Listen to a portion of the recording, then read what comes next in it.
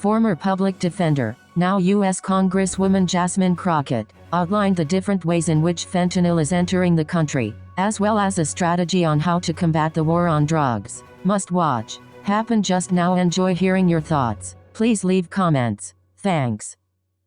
Thank you so much for the work that you do.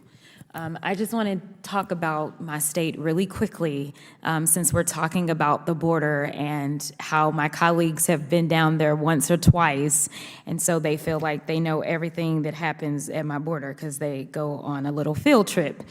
But I live in this state. I have also legislated specifically in this state, the state of Texas. And recently, my governor, who seemingly does nothing but atrocious things, decided that he was going to order that migrants, and this doesn't say it, but specifically the headlines that we saw were children as well as pregnant mothers, be pushed back into the Rio Grande. Currently, the DOJ is suing my governor because he decided that he wanted to use razor wire. This is not fixing fentanyl, as far as I'm concerned. Because you're the expert, do you believe that razor wire or ordering that women and pregnant mothers and children be pushed into the water, do you believe that that's fixing our fentanyl crisis? Thank you, Congressman, for that question. I would say majority of the fentanyl is coming through the ports of entry, and our focus should be where the problem is predominantly. Thank you so much. Go ahead. And when you talk about ports of entry, I want to be clear, because sometimes in this chamber it seems like we only have one border and only one way to get into the United States, and somehow it's through Mexico. I just want to be clear. There's a northern border. There's also plains. Are you of the impression that drugs only come from Mexico? Thank you, Congressman. Oftentimes, machinery parts like pill presser parts, dymol parts, they will come through other countries to the United States and smuggled southwards to be built into pill pressers. So there's the business traffic goes in all directions and across all ways in order to produce the final product. Thank you so much for sharing that with us, because I think we need to go back to step one in this process.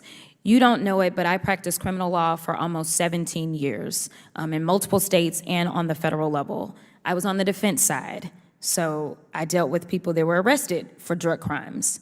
One of the things that I want to talk about is the difference in fentanyl and, say, cocaine. Cocaine is typically not prescribed by somebody's doctor, but it's my understanding that most people that are struggling with fentanyl are people that have become sometimes addicted to opioids because they were prescribed opioids. And it may have been for a car wreck. I also did those as well.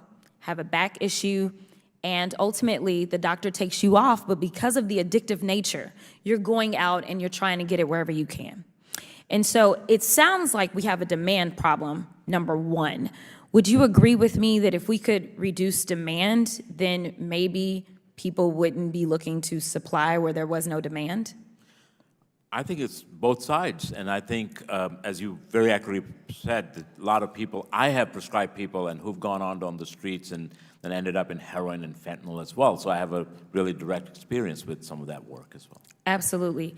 And so also, one of the things that is so frustrating to me is that we don't treat this as something that is multifaceted. You talked about it's not just the southern border, it's all things connected. It's not just saying, that the cartels are the problem, which I think we can all agree. That is one thing that we can all agree upon. The cartels are a problem for a lot of different reasons, and it's not just fentanyl. But one of the things that you talked about was locals. I believe that the National Drug Control Strategy notes that local problems need local solutions. Is that correct? Yes, Congressman. And ONDCP is responsible for administering a grant program specifically focused on local solutions, the Drug-Free Communities Support Program. Correct? Correct. All right. And I'm going to agree with you. As somebody who has had to deal with multiple clients that have been addicted, and as someone who is a black woman in this country, the '94 crime bill was a failure. And seemingly the only solutions that we ever have is more and more incarceration.